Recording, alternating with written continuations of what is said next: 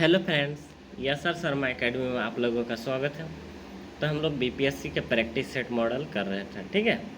इसमें से 20 क्वेश्चन तक कंप्लीट कर चुके थे। आज हम बात करने वाले हैं 21वां नंबर क्वेश्चन से, ठीक है। तो 21वां नंबर क्वेश्चन कहता है निम्नलिखित जनजातियों आंदोलन पर विचार कीजिए। तो पहला कहता है कोल विद्रोह, जो कि कोल विद्रोह कब बात करना है 1857 में। तो कोल विद्रोह ये तो हुआ था। दूसरा बस्तर विद्रोह, बस्तर विद्रोह 1857 में नहीं हुआ था। तीसरा है बरेली विद्रोह, बरेली विद्रोह भी नहीं हुआ था। संथाल विद्रोह, संथाल विद्रोह हुआ था। यानी 1 और 4 है C number option number C इसका राइट है, ठीक है। 22वां नंबर क्वेश्चन कहता है राष्ट्रवाद के उदारवाद चरण के संदर्भ में निम्नलिखित कथनों पर विचार कीजिए। तो पहला कहता है प्रेस की स्वतंत्रता को मजबूत करने के लिए भारतीय संस्कृति गोपनीयता अधिनियम पारित किया। ये कथन गलत है, असत्य है। दूसरा कहता है उच्च शिक्षा के विकास को रोकने के लिए वर्ष 1904 का भारतीय विश्वविद्यालय अधिनियम पारित किया गया था। ये कथन सही है, यानी केवल 2 इसका राइट ऑप्शन हो गया बी, ठीक है, केवल 2। 23वां नंबर क्वेश्चन कहता है विलियम जोन्स के बारे में निम्नलिखित कथनों में सही नहीं है। कौन सा कथन सही नहीं है, ठीक है। तो पहला कहता है ऑप्शन नंबर ए कहता है उन्हें कोलकाता एवं सर्वोच्च न्यायालय में एक भाषाविद के रूप में नियुक्त किया गया था। यही कथन गलत है, ठीक है। दूसरा कहता है हेनरी थॉमस कोलब्रुक और नाथनिएल हाल हेड प्राचीन भारतीय विरासत की खोज में उनके सारथी थे। ये सही है। तीसरा सी नंबर ऑप्शन कहता है उन्हें बंगाल की एसाइटिक सोसाइटी की स्थापना की। ये भी सही है। और डी भी कहता है उनके द्वारा एसाइटिक रिसर्च नामक एक पत्रिका प्रकाशित की गई थी। ये भी सही है, यानी इसका राइट ऑप्शन हो जाएगा ए कथन गलत है, ठीक है। 24वां नंबर क्वेश्चन कहता है विभाजन विद्रोह आंदोलन ने भारतीय परिषद के लिए एक महान क्रांतिकारी छलांग को चिन्हित किया। क्रांतिकारियों ने अंग्रेजों के विरुद्ध के लिए कुछ कदम उठाए। उपर्युक्त अनुपरिच्छेद के संदर्भ में निम्नलिखित कथनों पर विचार कीजिए। तो पहला कथन कहता है क्रांतिकारियों के आयरिश और रूसी क्रांतिकारियों के तरीकों का अनुसरण किया। ये कथन सही है। दूसरा कहता है उन्होंने विदेशी भूमि पर गतिविधि केंद्र स्थापित किए। ये भी सही है। तीसरा उन्होंने प्रभावशाली औपनिवेशिक व्यक्तित्व की हत्या के प्रयास किए। ये भी सही है, यानी तीनों कथन सही है। ऑप्शन नंबर इसका डी राइट हो जाएगा, ठीक है। 25वां नंबर क्वेश्चन कहता है निम्नलिखित युग्मों पर विचार कीजिए। तो पहला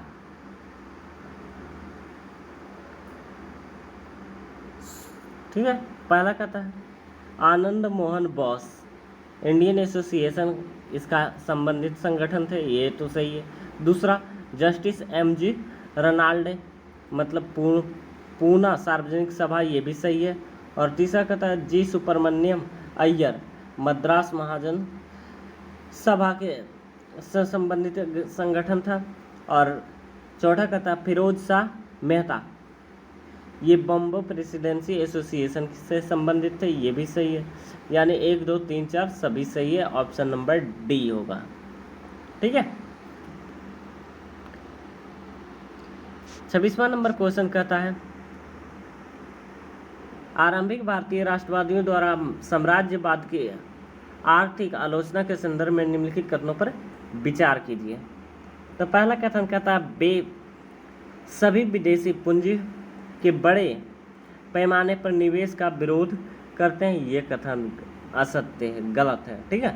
दूसरा कहता है उन्होंने भारतीय लोगों को बढ़ावा देने के साधन के रूप में स्वदेशी के विचार को लोकप्रिय बनाया। ये कथन सही है। तीसरा कहता है उन्होंने किसानों पर कराधान का बोझ हल्का करने के लिए भू राजस्व में कमी लाने हेतु आंदोलन किए। ये भी कथन सही है, यानी 2 और 3 इसका सही है। ऑप्शन नंबर बी ठीक है। 27वां नंबर क्वेश्चन कहता है भारतीय कारखाना अधिनियम के संदर्भ में निम्नलिखित कथनों पर कौन सा कथन सही है। तो पहला कहता भारतीय कारखाना अधिनियम 1881 मुख्य रूप से बाल श्रम 7 से 12 वर्ष की आयु के बीच की समस्याओं को ध्यान देता है, ये सही है। दूसरा कहता है भारतीय कारखाना अधिनियम 1891 के ने पुरुषों और महिलाओं दोनों के लिए कार्य करने की अधिकतम घंटे निर्धारित किए, ये गलत है। तीसरा कहता है ये नियम ब्रिटिश स्वामित्व वाले चाय और कॉफ़ी के बागान पर लागू नहीं होते थे, ये भी सही है, यानी 1 और 3 इसका राइट ऑप्शन बी। ठीक है। 28वां नंबर क्वेश्चन कहता है अखिल भारतीय किसान सभा जिसकी बैठक विजयवाड़ा में हुई का निर्वाचित अध्यक्ष कौन था। तो निर्वाचित अध्यक्ष थे Sahajanand Saraswati, option number A. ठीक है। 29वां नंबर कहता है निम्नलिखित कथनों पर विचार कीजिए। तो पहला कहता है होप विद्रोह का आयोजन सिंह भूमि के अधिग्रहण के खिलाफ किया गया, ये कथन सही है। ठीक है, पहला कथन सही है। दूसरा कथा होप विद्रोह के दौरान कृषक राजस्व नीति एक प्रमुख मुद्दा था, ये भी सही है। तीसरा कथा मुंडा विद्रोह को साहूकारों और वन ठेकेदारों के द्वारा शोषण के विद्रोह को संचालित किया गया था, ये भी सही है, यानी 1 2 3 6 ऑप्शन नंबर डी। ठीक है। 30वां नंबर क्वेश्चन कहता है निम्नलिखित कथनों पर विचार कीजिए। तो पहला कहता है शिक्षा पर आधारित सर्जेंट योजना की सिफारिश में केवल उच्च शिक्षा को शामिल किया गया था, ये तो कथन गलत है। दूसरा कहता बुनियादी शिक्षा से संबंधित वर्धा योजना अबुल कलाम आज़ाद की सिफारिश पर आधारित की गई थी, ये भी गलत है, यानी न तो 1 न तो 2 ऑप्शन नंबर डी। ठीक है। 31वां नंबर क्वेश्चन कहता है भारतीय शासन अधिनियम 1935 के संबंध में निम्नलिखित कथनों पर विचार कीजिए।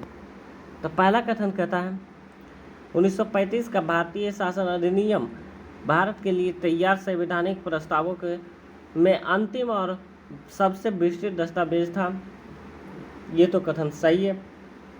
दूसरा कहता है इस अधिनियम में 321 अनुच्छेद और 10 अनुसूचियाँ थी, ये भी सही है। और तीसरा कहता है इस अधिनियम का एक प्रमुख विशेषता यह थी कि इसके द्वारा भारत में सर्वप्रथम संघीय शासन प्रणाली की शुरुआत की गई थी, ये भी सही है, यानी। और चौथा कहता है इस अधिनियम द्वारा शासकीय कार्यों को 3 सूचियों में विभक्त किया गया था, जिसमें संघ सूची में शामिल विषयों की संख्या 58 थी, ये गलत है, यानी 1 2 3 सत्य है, ऑप्शन नंबर डी। ठीक है। 32वां नंबर क्वेश्चन कहता है निम्न में से कौन सा सदस्य ने संविधान सभा में अल्पसंख्यक वर्गों का प्रतिनिधित्व किया था। तो पहला सर अलादी कृष्ण स्वामी अय्यर, ये तो नहीं थे। दूसरा फ्रैंक एंथनी, ये थे। ठीक है। तीसरा कहता जयपाल सिंह, ये भी नहीं। और चौथा कहता डॉक्टर HP मोदी, ये भी थे, यानी 2 और 4 ऑप्शन नंबर बी। ठीक है। अगर 33वां नंबर क्वेश्चन की बात करें तो निम्नलिखित कथनों पर विचार कीजिए। तो पहला कथन कहता है प्रधानमंत्री संविधान और कानून के संरक्षण, रक्षा और बचाव की शपथ लेता, ये कथन गलत है। दूसरा राष्ट्रपति भारत के संविधान के प्रति सच्ची आस्था और निष्ठा रखने की शपथ लेता, ये भी गलत है, यानी ना तो 1 ना तो 2 ऑप्शन नंबर डी। ठीक है।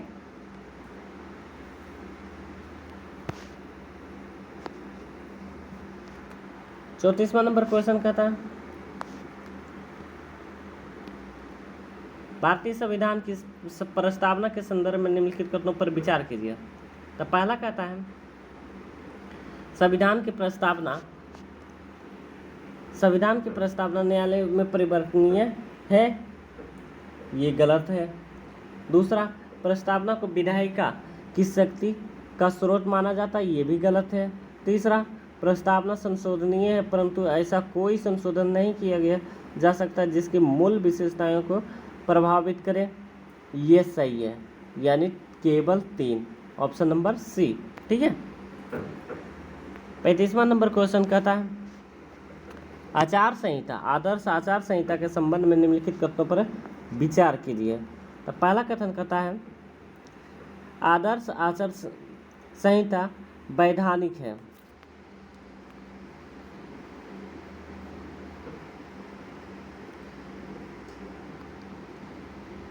आदर्श आचार संहिता वैधानिक है।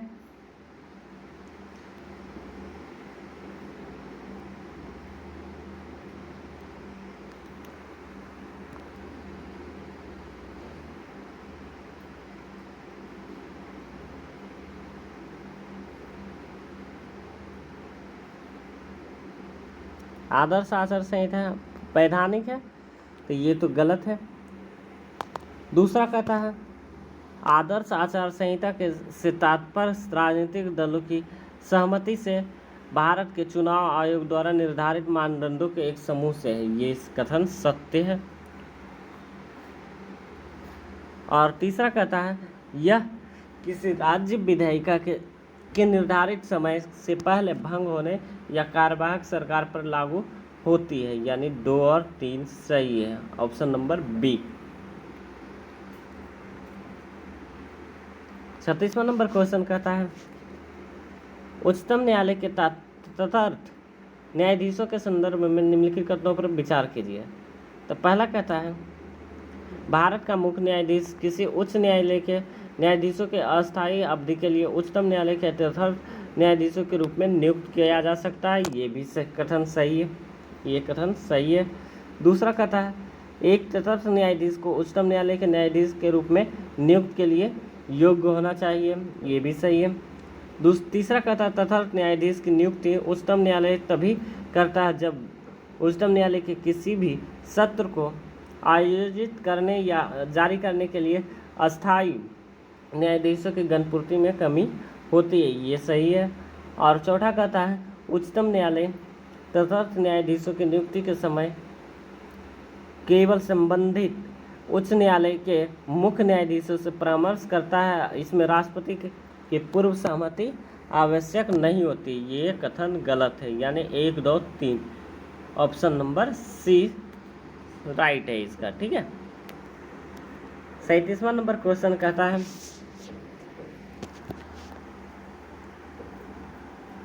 भारतीय संविधान के निम्नलिखित में से किस प्रावधान को संसद के विशेष बहुमत और राज्य की सहमति से संशोधित किया जा सकता है?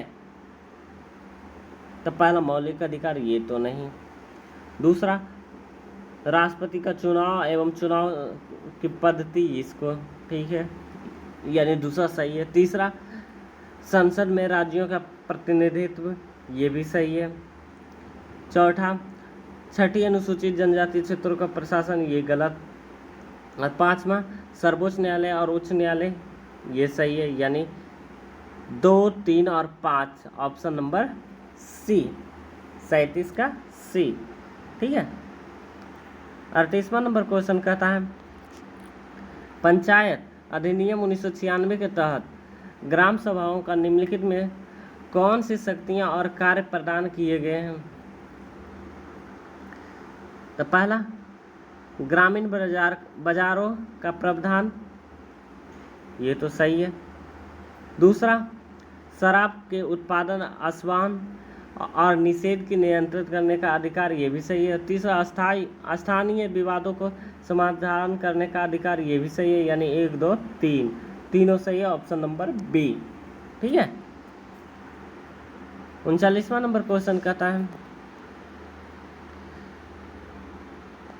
संसद के किसी सदस्य के संबंध में निम्नलिखित कथनों पर विचार कीजिए। तो पहला कहता है संसद के सत्र के दौरान सदन के यानी लोकसभा और राज्यसभा के सदस्यों के दीवानी मामले को में गिरफ्तार किया जा सकता है, ये कथन गलत है। गिरफ्तार नहीं किया जा सकता।